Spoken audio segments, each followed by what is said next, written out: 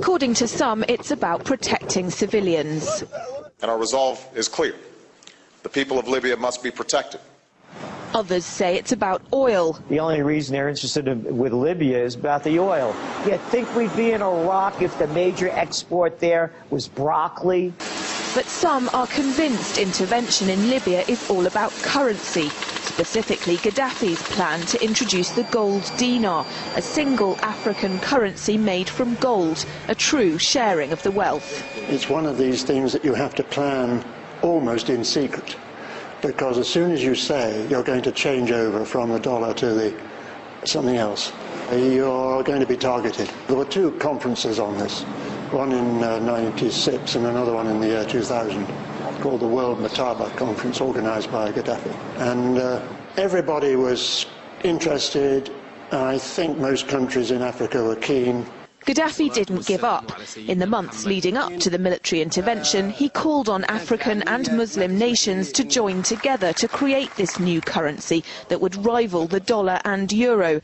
They would sell oil and other resources around the world only for gold dinars. It's an idea that would shift the economic balance of the world. Countries' wealth would depend on how much gold they have, not how many dollars they trade. And Libya has 144 tons of gold.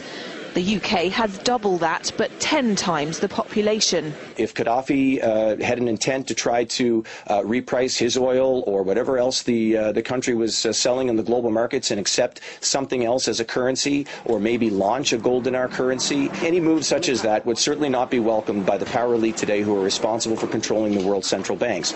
So yes, that would certainly be something that would cause his immediate dismissal and the need for other reasons to be brought forth for removing him from power.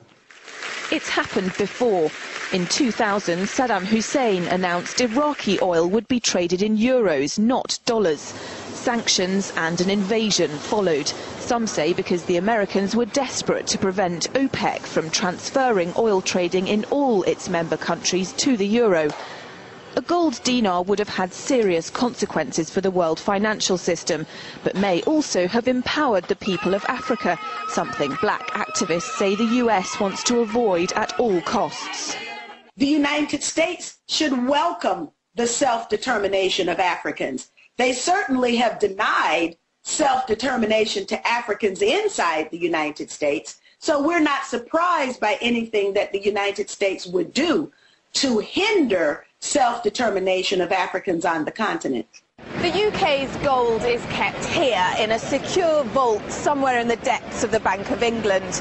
As in most developed countries, there's not enough to go around. But that's not the case in places like Libya and many of the Gulf states.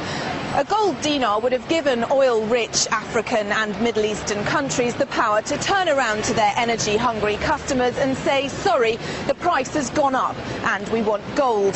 Some say the US and its NATO allies literally couldn't afford to let that happen. Laura Emmett, RT.